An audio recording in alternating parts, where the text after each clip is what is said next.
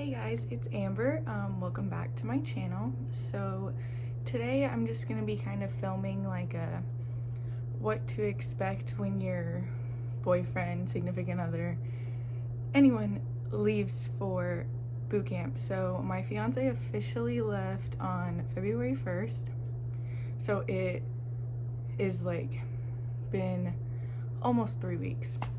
So I just wanted to kind of like give you a what to expect because I don't know what to expect. So if this can help you, hopefully it does.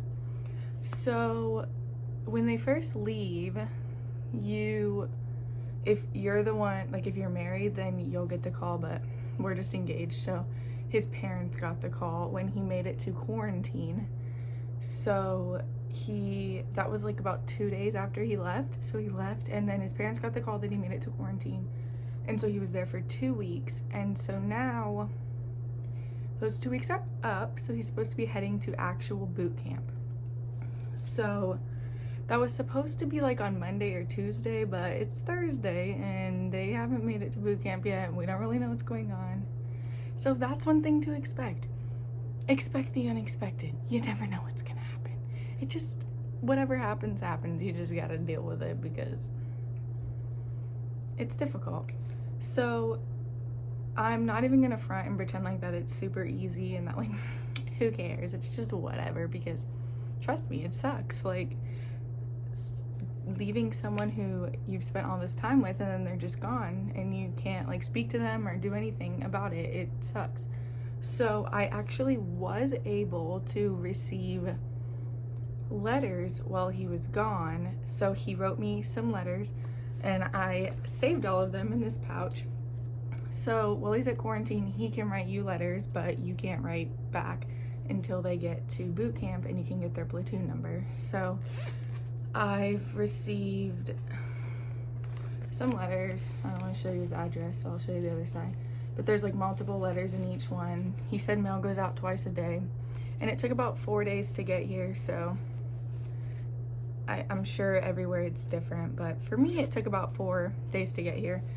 So one big tip I want to give you is to just, at night before you go to bed, just write him a letter. Even though you can't send it, write a letter. And I've just kept all my letters in this little pouch.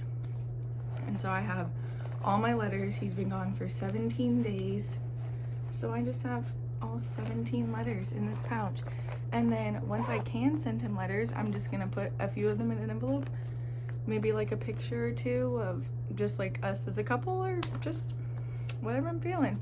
So he just feels more at home and more like connected to you.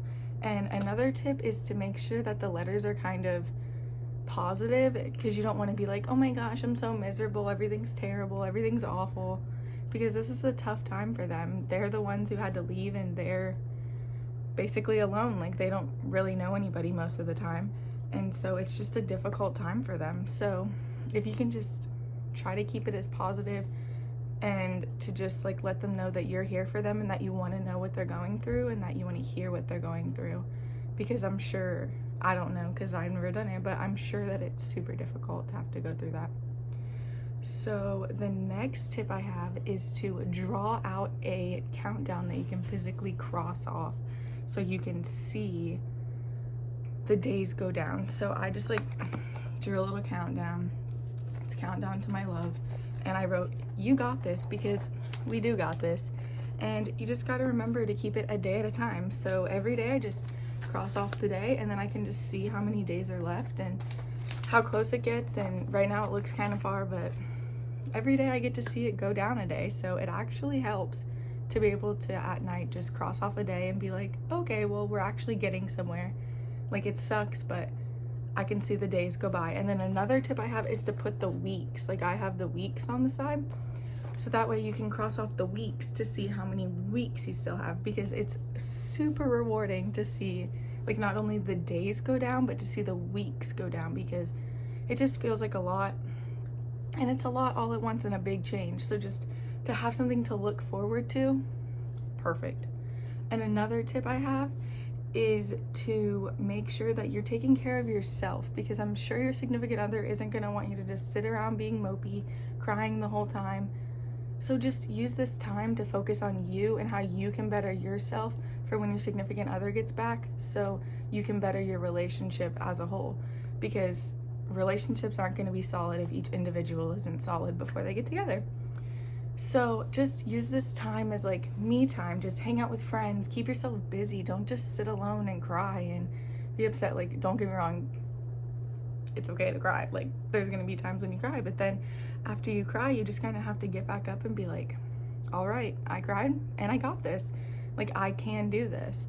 And just know that like there's other people out there going through the same situation or who have already been through the situation and they made it.